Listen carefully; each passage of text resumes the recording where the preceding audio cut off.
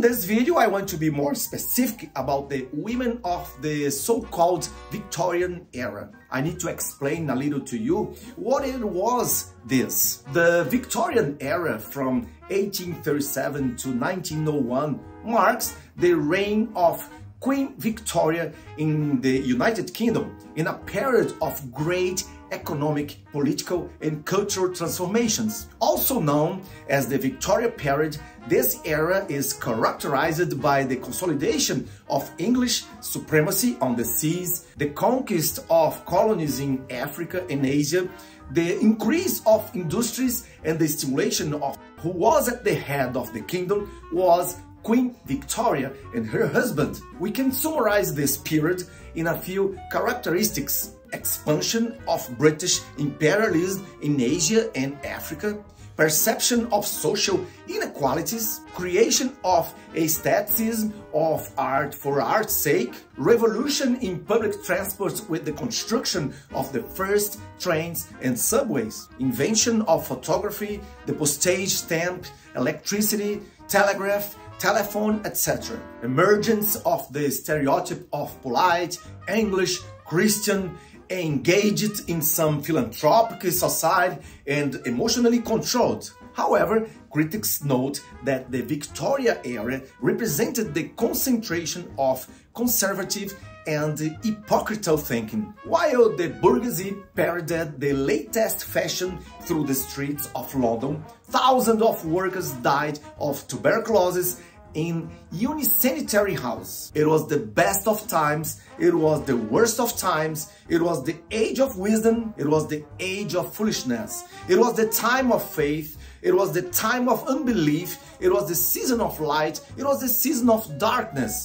it was the spring of hope, it was the winter of despair. We had everything before us, there was nothing before us. We all went straight to heaven, we all went straight to the other side. Authors who dedicated themselves to writing horror and suspense stories, such as Mary Shelley, 1797 to 1850, exploring the limits of science in her work Frankenstein, stand out. Also from this period is the famous detective Sherlock Holmes and his assistant Watson by Arthur Conan Doyle, 1859 to 1930, who roamed the dark London streets to unravel crimes. The new code of moral conduct for women and men was reflected in fashion, because it was a time where modesty and discretion were above all.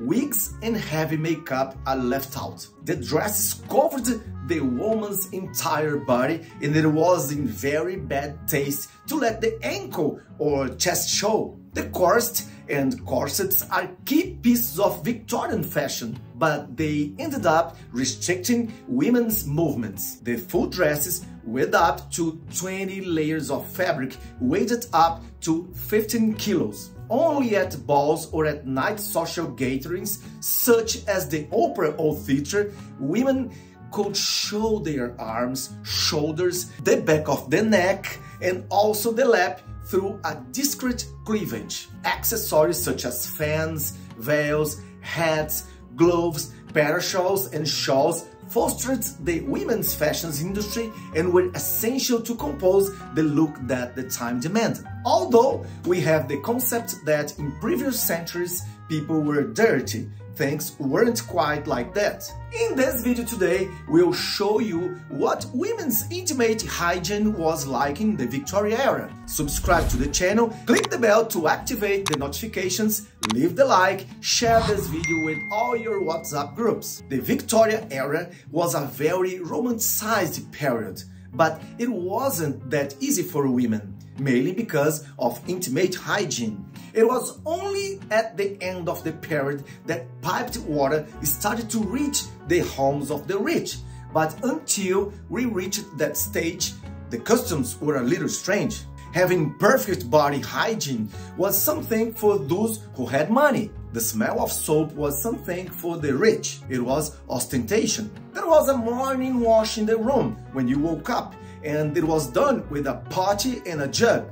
The difference between the rich and the poor was the porcelain sets where the water was deposited. This hygiene was done in parts and the water was then discarded. But how did Victorian women use the bathroom with so many skirts, petticoats and supports? They didn't wear panties like they do today, but rather knee-length pantaloons made of then airy fabric. These pantaloons had gaps between their legs, so they could do their physiological needs without having to take off their clothes. The first skits of toilet paper began to appear in 1870, as early as the late 19th century. They were scented papers with chemical additives and disinfectants to reduce the bad smell. These disinfectant papers result in multiple burns. Before these papers, women and men used old newspaper and even corn off the cob. Rich women used pieces of fabric that were left in the bathroom to do their cleaning at the time of menstruation.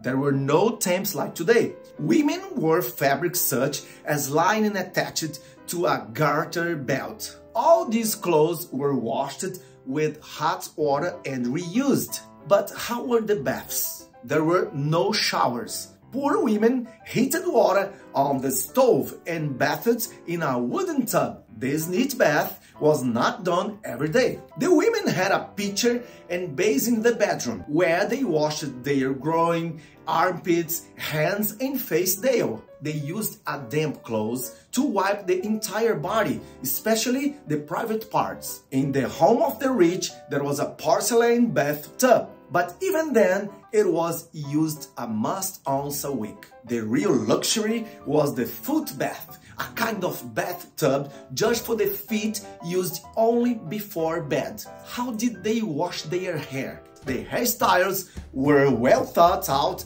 and the whole washing, drying and styling process took hours, just like today.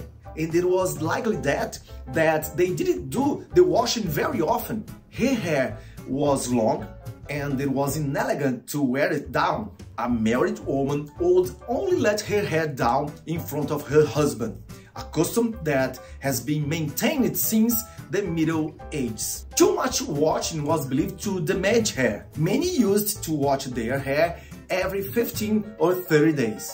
Some books of hygiene and beauty at the time advised women with oily hair to wash them every 2 weeks and women with normal hair once a month. Shampoos were not common. Women used soaps that were stronger than the current ones and they even contained caustic soda, drying in this way the wires. Others used pure ammonia. But what about the bad smell in the armpits? Rich women wore perfume, cologne or talcum powder every day. The talc absorbed moisture and gave a good smell and was also used in the groin to prevent perspiration because the clothes were warm. The poor could not even buy talcum powder, using only scraps of tissue in their armpits. And they carried the clothes. They were careful that their sweat didn't get on their dress. Huge dresses were hung up and with a soft brush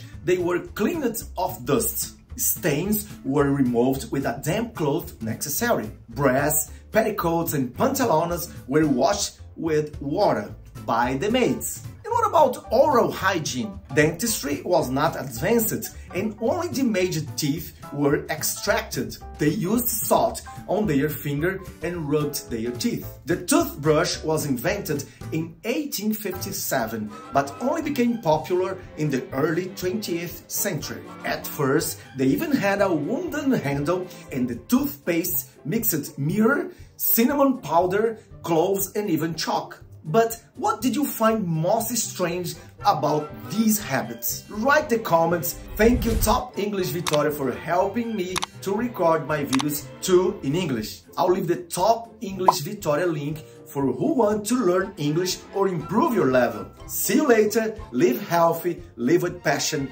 and with God in your heart. Bye bye.